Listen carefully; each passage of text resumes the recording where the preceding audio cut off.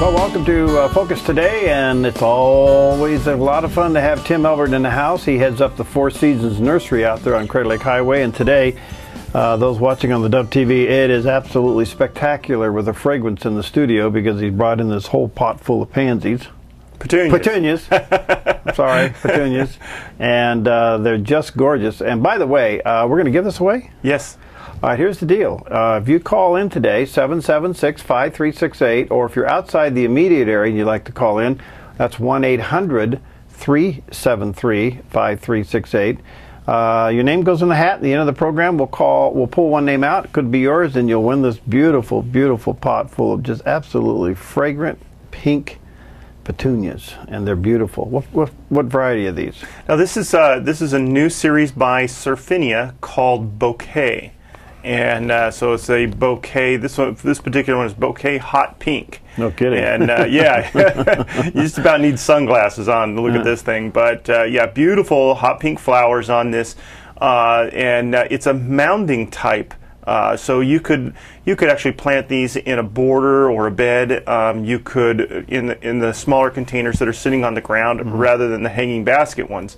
So it's a little bit more compact, and actually quite a bit more compact. Right. Yeah. But it still has the same properties, the self-cleaning, etc., that the Surfinias have. So it's a very, very nice plant to have. It is fragrant, as you can smell, and they come in several colors. There is one called denim, which is a blue, and a red, and a white, and a salmon colored as well. Well, they're just spectacular. So anyway, somebody's going to win this today. Could be you.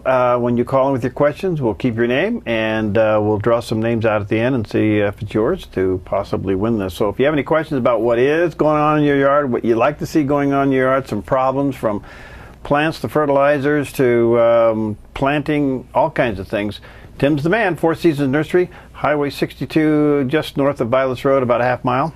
Yes. Well, actually on the frontage road there. Yeah. And what's your hours today? Spring hours are still going. We're 8 to 6 Monday through Saturday and 9 to 5 on Sunday. All right, let's go right to the phones because they're lining up. Hi, Margaret. What's going on? Good morning. I have a very old climbing rose bush that I used Peggy's Miracle fertilizer on for the first time this year. Okay. And it just looks gorgeous. It's going gangbusters. But at the base, there I have, it looks like hundreds of new little shoots coming up. And I'm wondering how much to thin back. Hundreds, really? well, maybe not that many. Yeah. Well, you know, it's okay to allow 3 or 4, maybe 5 of those to come up. But if you get a lot of them, that can take a lot away from that rose bush. So I would thin that out considerably. Okay, so you're saying leave 3 or 4 new ones? Yeah. Okay. Thank you. All right, thanks, welcome. Margaret. All right, let's go to Cynthia. Hi, Cynthia. What's going on? Hi, good morning. I was just wanting to find out, when I'm planting tomatoes, sometimes there's that rot that comes on the bottom as they're growing. And I've gotten different views online and from friends as to what I'm doing, and just trying to curb that. The last couple of years, just really bad tomato season. Do you have any suggestions? Okay, you're dropping out. We're not quite. You want to know what the bottom rot is on the tomatoes? Well, how to prevent that? How to prevent that? Well, that's called blossom end rot. On the tomato, and it's usually caused by a calcium deficiency. And so by adding calcium to your soil, you can cure that or keep that from happening. Okay. Now there are also some calcium sprays that are absorbed through the foliage that you can use. So if you start to see that blossom end rot, you can use those sprays on the plant, and that will absorb that calcium and stop that blossom end rot, so that future tomatoes coming on will be okay. Now, also be sure to check the pH of your soil before you plant your tomatoes. Your tomatoes like a more neutral soil, so if you have a very acidic soil, that can help cause that problem as well. Okay. All right. Okay. All right. Thank you. Thank you. Hi, Dorothy. What's on your mind? Hi, Perry. Hey. I have, he's still talking. Shall I talk? No, turn your radio down. You'll be okay. What? Turn your radio down. I still didn't hear you. Okay, turn your radio down. Oh, okay. Okay, there you go. And just talk to us on the phone. Okay? Are you there, Dorothy? Yeah. Okay, go ahead. What's your question? Turn your radio down. You'll be okay. What? Okay, you're getting a delay. Let me put you on hold just for a moment. We'll get that straightened out, and sorry about that. We'll come back to you. Let's go to Barbara. Hi, Barbara. Good morning. Hi. I called about a month ago about the squirrels stealing my tulips. And they're still around, but everything turned out fine on that. But today I have a question about my lily of the valley. They have taken over a flower bed. I mean, they're beautiful, but I would like to thin them out, and I don't know when or how is the best way to do that. Well, they are easy to thin. They're not very deep, so it should be easy to dig them out and go through them. Now, if you're wanting to save them and replant them in another location, or I would like to do that. Okay, so then what you want to do is wait until they're finished blooming and the foliage begins to kind of die back a little bit. And at that point, before they're fully died down, you can go through and dig them and separate them. Oh, good. Okay? That's good to know. Okay. Thank All you. right. There you go. Let me try Dorothy again. Let's see if Dorothy's back. Dorothy, you back? Yeah. Okay, go ahead. What's your question? I have white calla lilies that just do beautifully. I have the smaller. I had pink and yellow, and the leaves come out real beautiful, but I can't get any blooms on it. You know, that happens occasionally with those colored ones, and I find that giving them, planting them in a spot where they're getting a lot more sun generally helps. Okay. Well, it's they're in a pretty shaded area. Yeah. I like to put the colored ones out in more sun, and I mean, I actually have a grouping of them in my yard that get afternoon sun all afternoon. Oh, and okay. Yeah, so well, my house faces west, so they would get a lot of sun if I put them out there. There you go. Yeah. Try that and see if that doesn't help for you. Yeah. Okay. Hi, Perry. Hey, Dorothy. This is me. Okay, I know it's you. Okay, see you Sunday. Okay, bye-bye. Bye-bye. All right, let's go to Jeannie. Hi, Jeannie. Good morning. Good morning. What's up?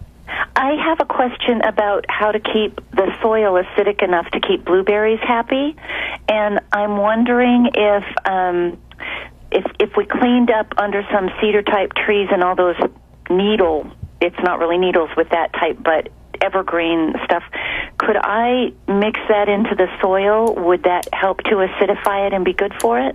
Absolutely, yes. Any kind of conifer does produce a very acidic needle or scale in this case, and they can be used to help bring the pH down for your blueberries. You can top dress with them, or you can mix them into the soil, whichever you prefer. Now, some of that stuff breaks down very slowly, so if you've got a bad pH or an imbalanced pH for your blueberries, you may still need to add something else in there that's going to act faster, but that will help to maintain a good acidic soil for you.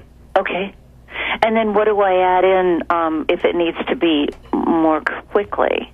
I like to use something like aluminum sulfate or magnesium sulfate, some kind of sulfur-based product, and it works pretty good. And the magnesium sulfate is like Epsom salt? Yes. Okay. There you go. Terrific. Thank you. Thank You're you. welcome. All right, let me squeeze in Joy real quick. Hi, Joy. You got a couple questions. What's going on with your lawn? Well, I have some bare spots, and they're in the sun. I wondered what is the best kind of grass to plant in those spots? Well, I like to use a perennial rye, in that area. And that's what I've used in my yards, and I've done that for many, many years. However, there are some really good fescues that grow well in the sun and are very drought tolerant. They tend to be a little coarser bladed, so perennial rise, I think, seem to do better. Okay.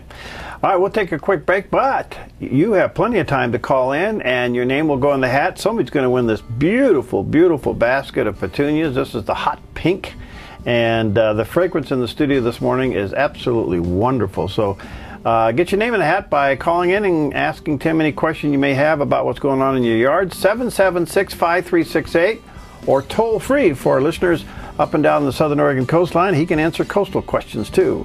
And that's toll free, 1-800-373-5368. We'll be right back. Hi, I'm Paulina, and I work at theDove TV. Did you know that when you support theDove TV, you have a profound impact, not only in our community, but around the world?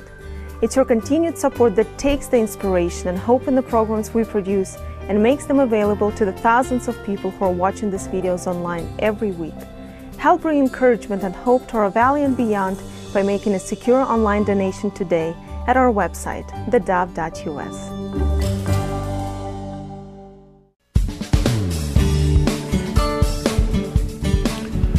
Okay, well, we're back with Tim Elbert, and he heads up the Four Seasons Nursery, and we're talking gardening today, and the weather's going to be great this weekend. I think we're going to have some 80-degree temperature, Tim. Nice. And Very coming nice. off some nice spring rains, which is kind of good. And so anyway, if you got any questions, give us a call, 776-5368. It's the local number. And if you're outside the immediate Medford area, give us a call toll-free, 1-800-373-5368, and your name will go in the hat. Somebody's going to win this beautiful hot pink bowl of petunias. It's just absolutely gorgeous. All right, let's go back to the phones. Hi, Dave. What's going on with your blackberries or blueberries? My blueberries. I got a question about that. You know how on a rose bush or some plants where you get a sucker that comes up that you got to cut off? Right. Well, my blueberries have got blueberries on them already. But I've got a branch that starts off about 2 inches above the ground, and now it's at least 3 feet tall, and there's nothing on it except leaves. Now, tell me, how does this work? It starts 2 inches off the ground? Yep. Oh, it must come off of the plant. I just thought it was, like hovering there or something. I'm trying to figure this out. No, I haven't got that one working yet. I'm working on it. Okay. Those are what we call water sprouts or suckers, and yeah, it's not going to really produce anything this year. You could leave it on; it'll eventually produce some berries, a couple years down the road. But in reality, just pruning that off will help it to put more energy back into those berries. So, in my opinion, I would take it off, but it's not necessary. Okay. All right. Thanks very much. Thanks, You're Dave. welcome. All right, let's go to Chris. Hey, Chris, what's going on with your maple tree? Hey, good morning. Thanks for taking my call. Yeah. I got a maple in our front yard we planted about 8 years ago. Planted a couple in the backyard. Those two have taken off, but the front one just seems to be a little stunted. It doesn't look like it's grown much over the years, and I'm kind of hoping there's something I can do to help promote growth on that without having to dig it up and replant it. Well, you can try adding some fertilizer and see if that helps. But really, the main cause of stunted growth on those is going to be excessive moisture. And so if it's in an area where it's getting a lot of water, if you can cut back on the watering in that area, that'll definitely help. As those roots begin to establish and develop, if it's too wet, they kind of rot off. And so you don't get good rooting, and if you don't get good root development, you don't get good top growth. Uh-huh. Well, it's kind of weird. Our yard actually slopes off, so I always thought that most of the water ran off and didn't actually water it much. So, yeah, if your soil is heavy, it could be drawing moisture up through capillary action and holding moisture right in that area. The only way to know for sure, dig down and test that soil. Oh, bring it in and have it tested. Well, you can dig down beside the tree, dig a hole down, a couple of feet deep or so, just a small hole. And just walk away, come back in an hour or so, and see if there's standing water in that hole. Gotcha. If there is, then you know you're keeping it too wet. Okay. All right. I'll try that out. All right, thank you, man. All right, let's go to Ron. Ron has moving pansies. Or you want to move pansies? Well, good morning, gentlemen. Good morning. This is Ron, the wannabe gardener again. Yeah. Hey, I've got some those trailing pansies, and they're pretty much in the sun. Yeah. Can I dig those up and put them in a shady spot or move them, and will they winter over or summer over? Or? In a cool spot, yes, they will, as long as you put them back in with the green side up. Oh, okay. Yeah, that was a good thing to know. Okay, and then I can put them in a shady spot, and they'll do all right then. Yeah, they should do just fine. Yeah. Okay, that's what I needed to know. Okay, Alrighty. thanks, Ron. Thank Good you. luck. Good luck to you. Mm-hmm. Okay. Hi, Gary. What's up?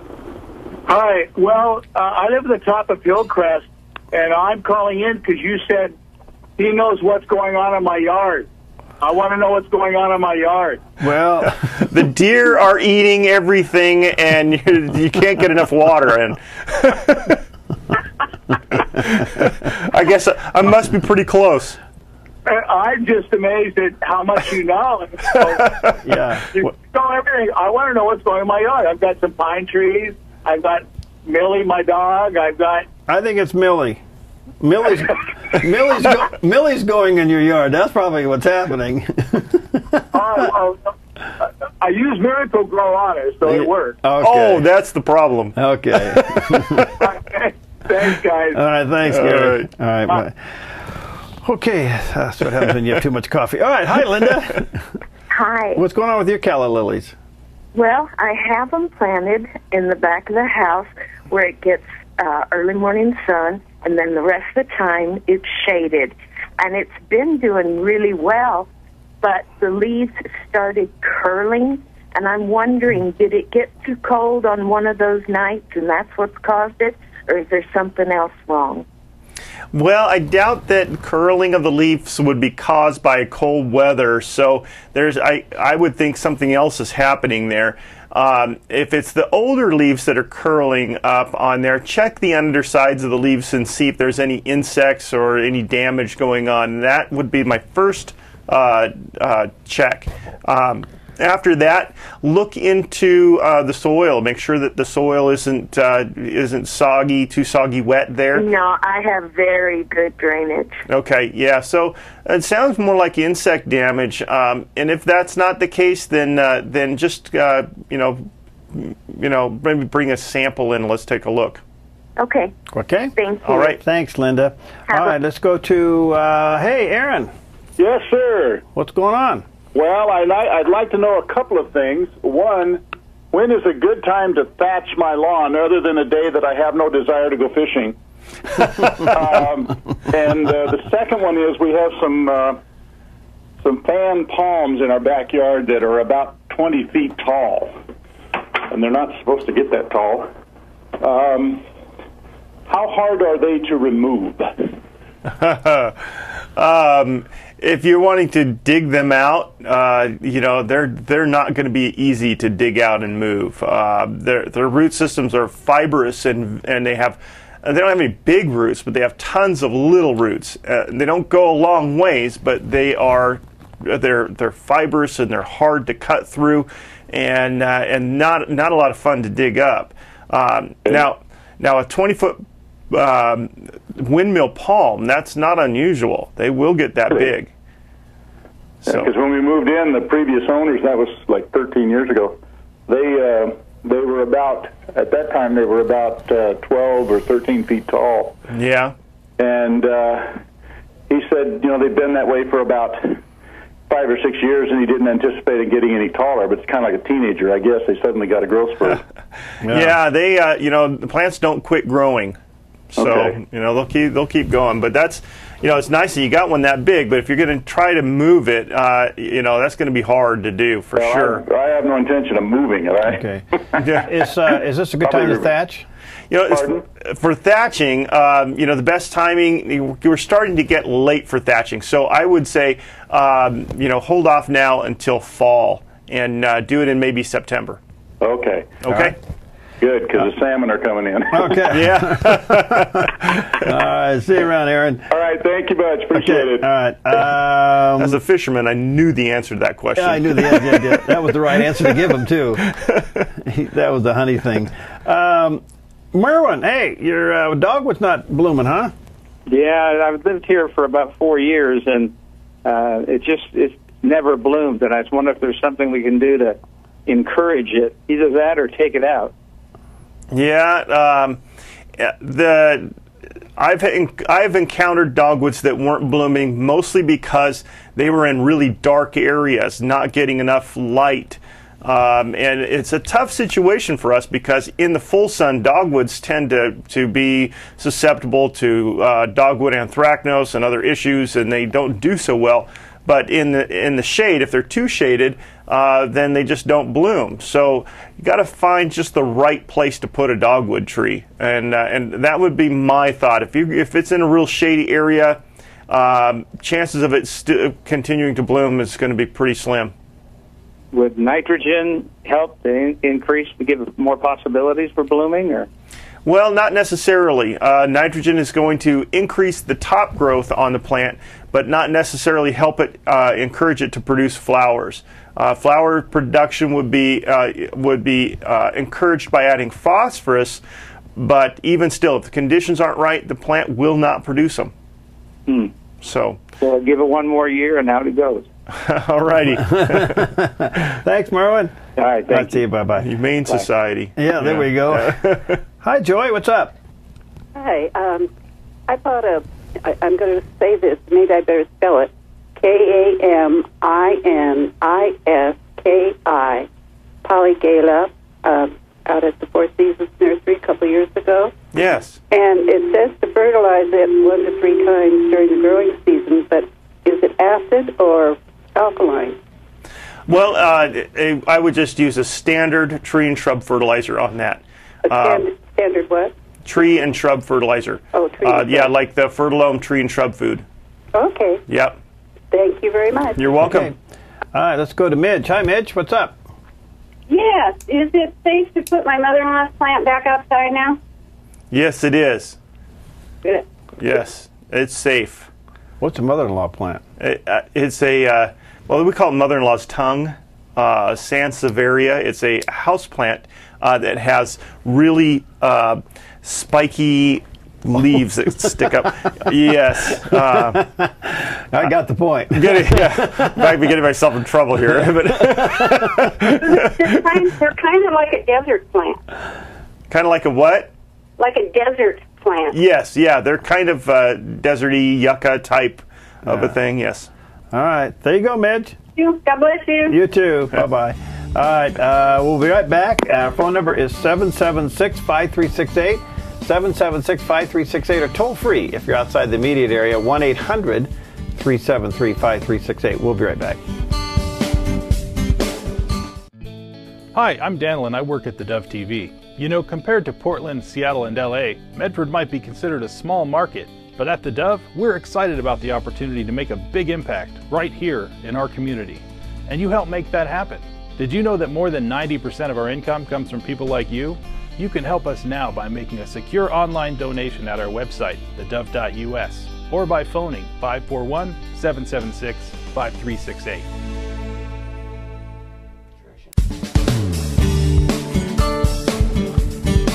Okay, we're back with Tim Elbert from the Four Seasons Nursery, and just trying to help you with any questions you might have about what's going on in your garden, and if you're especially going to be out and about this weekend, working in the backyard or whatever.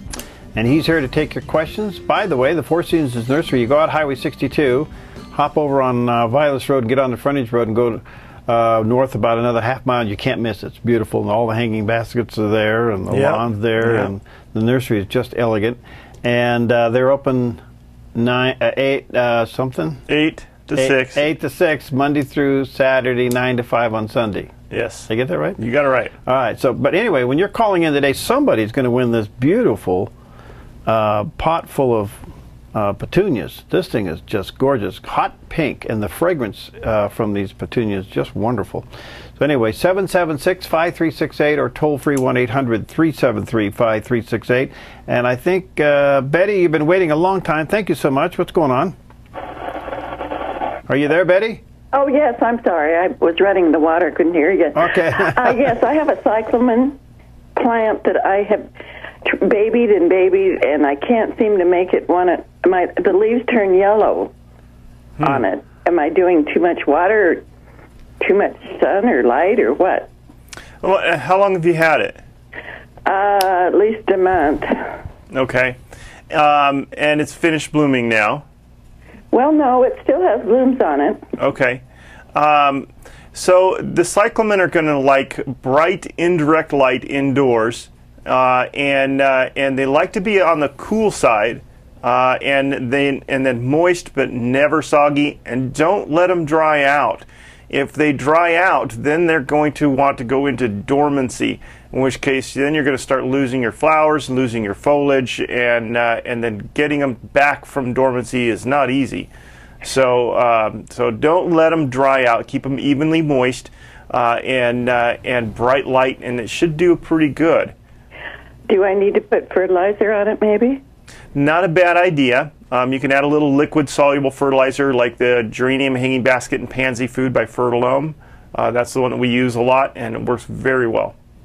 Well, I've really babied it. It doesn't want to grow right. Yeah. I do have also one quick question on my rose bushes.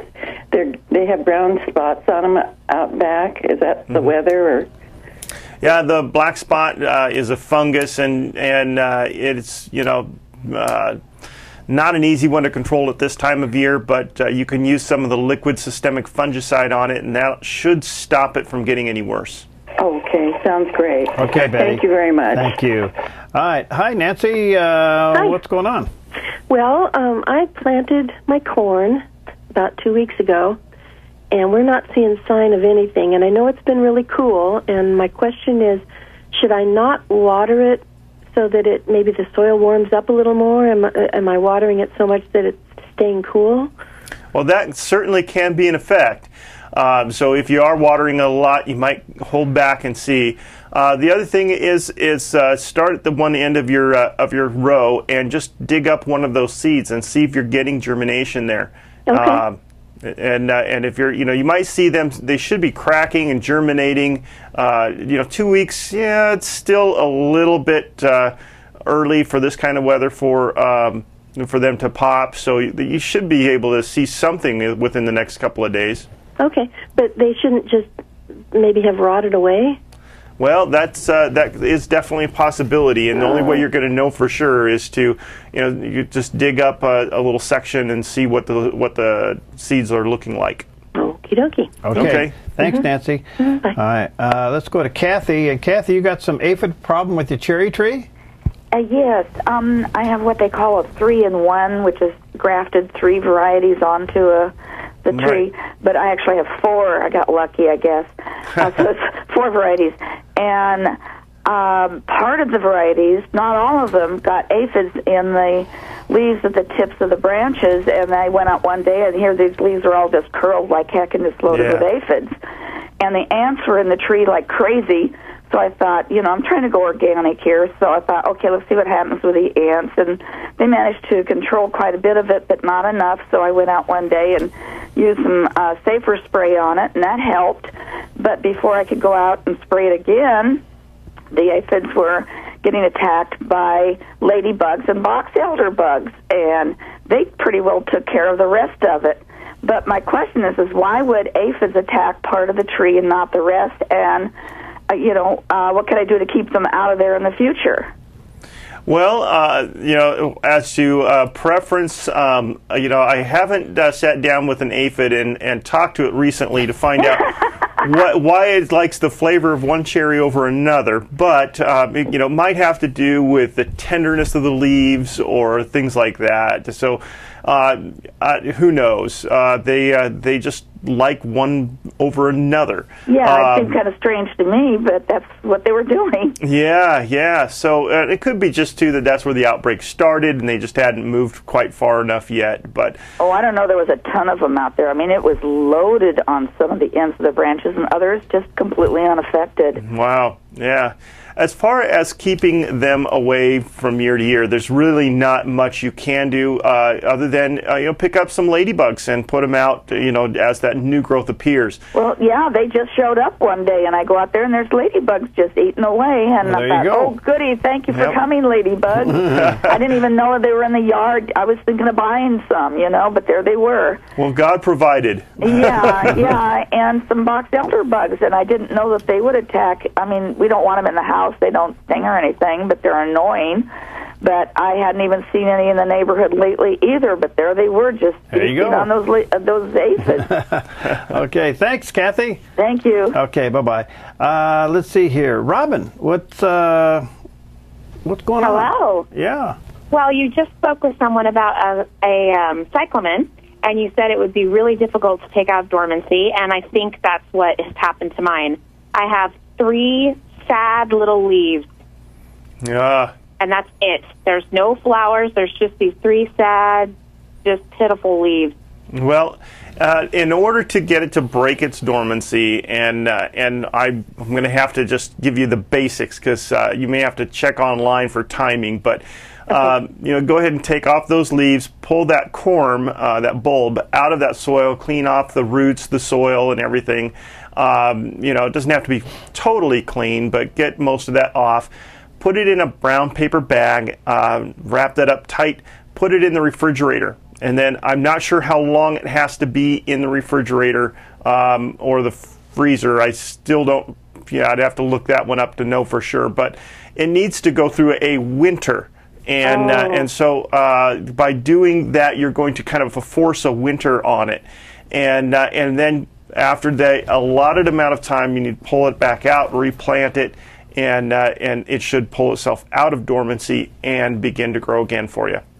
Wow. So what probably did it is letting it dry out in between, because I think that's what I did wrong. Yes, in their natural habitat, they go dormant in the summertime. And so they have to, in order to break their summer dormancy, they have to go through a winter. And so what you've done is during their dry time, their summer dry time, you've told them, oh, hey, it's summer, by letting it dry out. Okay. So now it's got to go through that season again, and it needs a new spring. Okay. All right. Thanks so much. All right, thanks, Robin. Okay, bye-bye. Boy, some plants are just high maintenance, aren't they? They are. Okay, some I made a aren't worth mistake. it. I accidentally, I'm sorry for the person that was waiting. I accidentally pushed the wrong button. Please call back. The phone number is 776-5368. And if you're outside the immediate area, maybe listening Northern California, over in the Klamath Basin, or up and down the Southern Oregon coastline, you're welcome to join us. Toll free, 1-800-373-5368. And your name will go in the hat, and somebody is going to win this beautiful big bowl of petunias. Yes. And the fragrance in the studio is just wonderful. Hot pink, and they come in blue and red and salmon. And white, yes. And white. Yes. Wow, okay. Yeah, you're talking about the coast, and we just got in a load of some plant material that is pretty exciting, and one of those is milkweed. And, milkweed is the food source for the monarch butterfly. I should say the monarch caterpillar. Okay. But anyways, there is, we just got a couple varieties in. One variety that is hardy here and will come back year after year. Another variety that would be hardy on the coast, but not really hardy here. And it is a spectacular plant with red and yellow blooms on it. Beautiful, beautiful plant, and they're blooming now. So, if you're on the coast and you're looking for something to attract a few butterflies into your garden, the milkweed is an excellent choice. Yeah, good stuff. All right. Denise, hi. Thanks for waiting. What's up? I need something that will grow in the shade and also bloom and climb. Do you have anything like that? Bloom and climb and grow in the shade. Teenagers. She doesn't need any shady teenagers. We just got in some really nice star jasmine, and it blooms and grows in the shade very nicely, and it's very fragrant. So that's one option. Also, honeysuckles will grow in the shade and bloom as well. Yes. Okay. Well, thank you so much. Okay, You're welcome. Lori, hi, Lori. Hi. I am revealing my total neophyte status in the garden. How do you test for pH balance or acidity, or how do you do that? Well, I'll tell you the simplest way, and that is grab a little sample of the soil, put it in a plastic baggie, and bring it down to Four Seasons, and we'll test it for you. Oh, yay, that's my kind of stuff. Thanks, Tim. All right. Okay, Lori, there you go. You know, there are pH test kits and things like that. Why that you spend can the use. money when you'll do it? But right? yeah, you can come down and have it done for free at Four Seasons. So. Hi, that's good. Hi, Debbie. Hi, thanks for taking my call, You fellas. Your advice is always so wonderful. Oh, thank you. I have a question on pomegranates. I would like to know, in our area, can we put them in pots and successfully get them to produce fruit? And do we have to bring them back in like Meyer lemons during the winter? Well, you know, the pomegranates are hardier than citrus, so they will do well. You can actually plant them outdoors and keep them in your yard, and they'll grow and do well and actually produce most years. Now, of course, if we have a short season or something, you may not get them to fully ripen on the plant, but there are a couple of varieties. I think one's called Wonderful, and then there's a dwarf variety, and both of those will do well here. They have beautiful orange flowers on them, so they're a nice plant. As far as keeping them in a container, that's going to make them a little bit more susceptible to some of the frost, and so in that situation, be available for it if it needs to be brought indoors if we get really cold. Okay. Okay? Sounds great. Thank you. You're welcome. Thanks so much. Doesn't pomegranates get to be pretty good size? You know, the regular one, yes, can get quite large. You can keep them trimmed. They'll do well that way. The dwarf one is very nice. It only gets like 3 or 4 feet tall. It has little tiny pomegranates on it. Okay.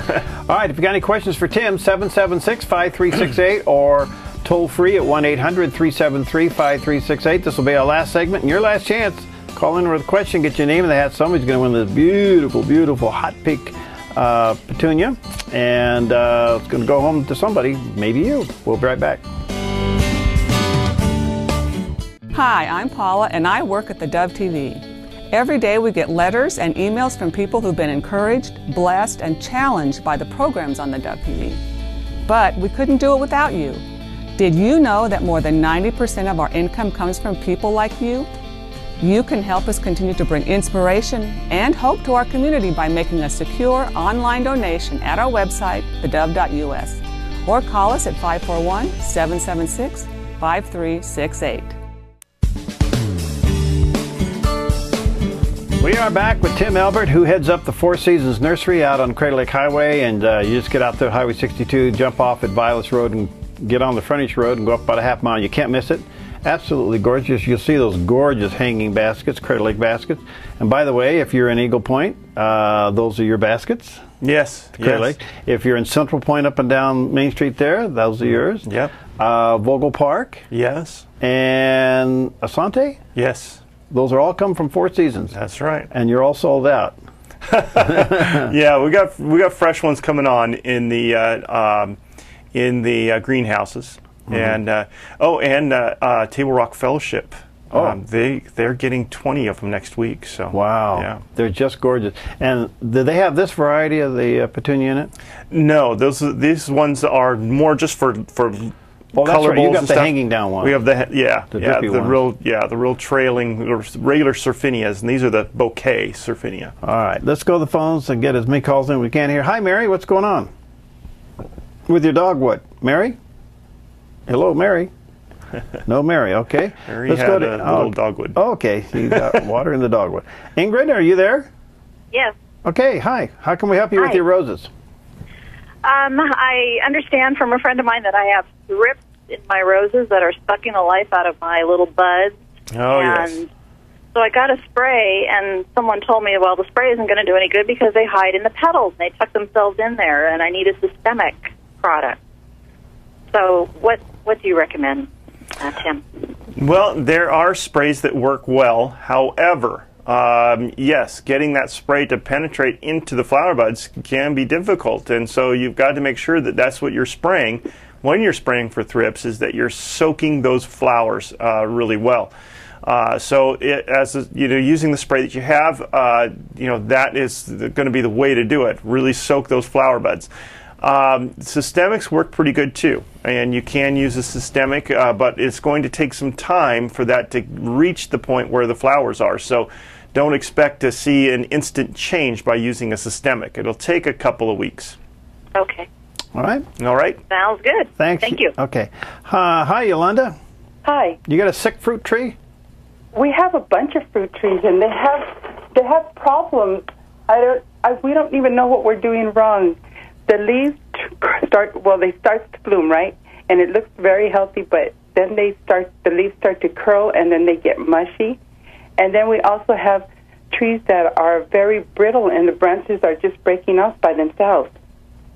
It sounds like you've got a couple of different things going on there, and diagnosing that is going to be tough without actually seeing it. So perhaps you could maybe bring us some samples in some sealed plastic bags, and we'll take a look at that and see what's going on. Depending on what you've got, it sounds like some disease issues and maybe even some borers or insects going on there too. Oh, okay, because he keeps buying trees, and when he buys a tree, he starts it as soon as he sees those sprouts coming up again to replace them.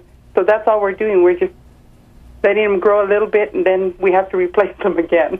Oh no! Well, that shouldn't be happening. You should be able to get them going pretty good, even the first year at least. So yeah, bring us in some samples. Let's see what's happening there. Okay, where exactly are you located? We're on Crater Lake Avenue, about a half a mile north of Vilas Road. So kind of between Medford and White City.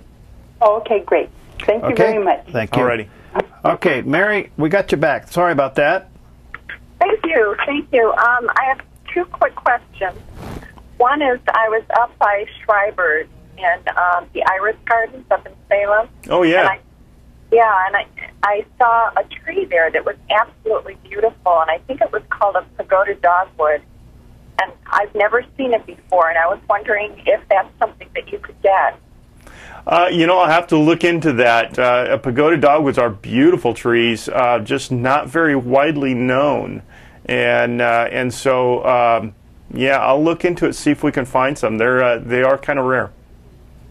And second question is, I'm trying to maintain my property. I live out in the country, and we get a lot of weeds. And where I'm planting plants, I'm putting black plastic down around the plants to prevent the weeds.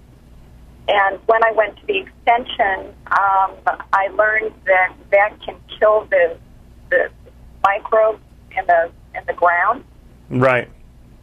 So, what do you suggest for preventing all the weeds around the plants that you want?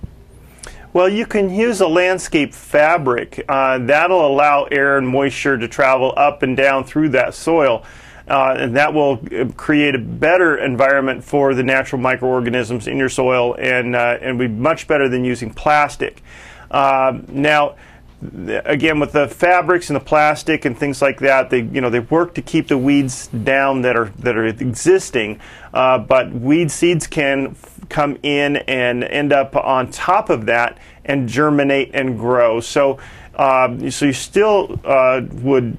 It would be beneficial for you to use a pre-emergent in those areas, unless you're going organic. But a pre-emergent like Dimension works really well for keeping weed seeds from germinating.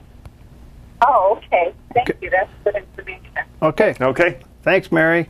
All right, let's go to Jean. Hi, Jean. Hello, good morning. Hi, I've got a problem with wind. I have a balcony. I am on an upstairs apartment. It faces south and it faces west. So I've got a nice balcony deck there. But the wind has been so strong recently that the plants that I have out there, geraniums and pansies and sandwort and some other things, they're just leaning over. With the wind, they're now growing almost horizontal. Are they going to stand up maybe again when the wind stops? sometimes the trees outside are just leaning over also. It's weird. Yeah, of course they do grow differently when the wind hits them. They're going to be wind swept, and they don't always recover from that. Now, if your plants are in pots and containers, and you can turn them, then once the wind kind of has stopped, you turn them a bit, and then that will help them to kind of recover. I've been taking them actually off the rail and putting them on the ground so that they're not as exposed. But that's a bit of a chore, keep doing that. Yeah, that can be tough. And if that's you're going to have a tough time turning them too if they're in rail planters or boxes like that. So what you're doing is probably the best. And even though it is a lot of work to do, keeping them down while it's windy is a good thing to do. Yeah, it's never happened before. Do you have any nice planter, like about 12 inches, already planted, like a little pretty... like window box type things? Yes. Yeah, I don't have any left. We're out of them right now. Is that right? Yeah. Will you be getting more in? Having a tough time getting supplies for those right now. So we do a really nice kind of a wire basket with a coconut liner, and having a tough time finding the materials for that. So at this point, I can't say we'll have any. Okay. I can't find them anywhere. Okay, thank you. Thanks, Jane. Bye-bye. Hi, Janet. Oh, yes. I have a question. Hello? Yeah, yes. Go ahead. Okay, I have a question about catnip. I am growing catnip inside, and my window faces the north. It gets sunshine for maybe an hour or so in the morning, and I'm just wondering it's kind of spindly, but it's green, and it's growing. Are there things that I can do for it to help improve its growth? Well, you need to increase the light. You're definitely not getting enough light for it, and that's why it's kind of on the spindly side. You can shear it back and then increase the amount of light by putting maybe a little grow light or something over the top, and that'll help. Or if you can, take it outside for a few days and allow the sunlight to hit it, and that can help as well. Okay. Okay. All right. Thank you. Thank All right, you. let's try to squeeze in one more before we run out of time. Lynette, you're next. Are you there? Oh, hold on. My mistake. Let me try that. There you go. Hi, Lynette. You're on. Okay, thank you. Just a quick question for you, Tim. Yes. Why is it that a flower, the pansy, can be a perennial in one state and it's an annual here? Well, it is just in the way that that they react to the temperatures and the climate in whichever state that they're in. And so if we look at it technically, like a pansy or a geranium, they are technically perennials. But we call them an annual because they have a season where they do well and then a season where they don't. For instance, the geraniums don't really overwinter for us, and so we consider them a summer annual. And for the pansies, we get kind of hot in the summertime and they tend to die back or die out, so we call them a cool season or a winter annual. Just wording, that's all. Okay. Okay, thanks. Okay. Thank you so much. Thank you. All right, we're going to draw a name out here. Tim, you reach in there and I'll let you pick it out, and somebody's going to win this beautiful basket full of hot pink petunias, and it is Janet. We just talked to Janet about the catnip. Oh, there you go. Yes. Well, Janet, you're the winner of this beautiful basket, not a basket, but a pot full of the petunias, and you got plenty of these out in the store and plenty of other things that bloom. Yes. For those of you who didn't win, yes, you can come in and buy some.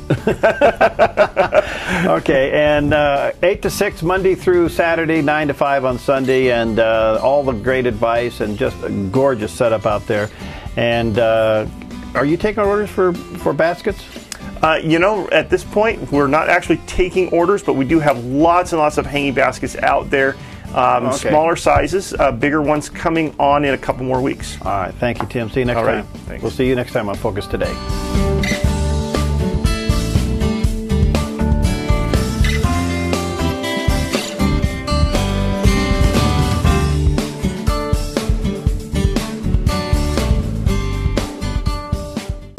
Hi, I'm Jim and I work at the Dove TV. Every weekday between 6 and 8 a.m., our award-winning news and sports team bring you the best morning show around. It's live, it's honest, and it's a whole lot of fun. And you help make it happen. Did you know that more than 90% of our income comes from people like you? You can help us continue to air local programs that share your voice by making a secure online donation at our website, thedove.us.